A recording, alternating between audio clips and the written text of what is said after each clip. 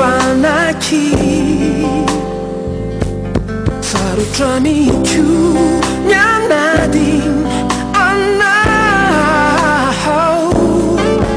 na dia lavitra azy indraindray nielanelana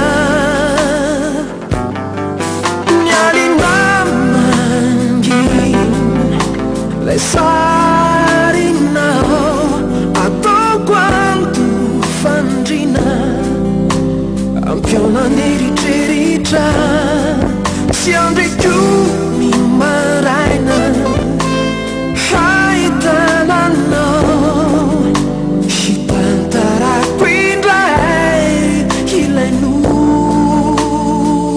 fitsika ho iray hikalo ao ampoko ao lay fity efa voatokany manao naiza naiza marahoviny anao lerian matsoko ety fa izao tontolo izao zavapo tatseo aninanao miarorazy aninanao hanjary no ataona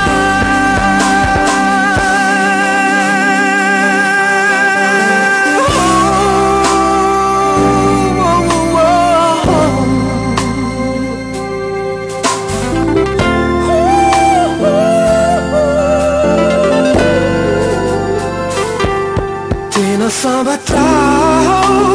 menandriamanitranao ianao matikay zao tsy anary anao sady ny antsika mitsaiky milamina ihany faharovany ety atao matsiro ny fiainanantany tianao avyany farany zao hita masy zao potika sy fona zao sy anao efa miara-tsambatra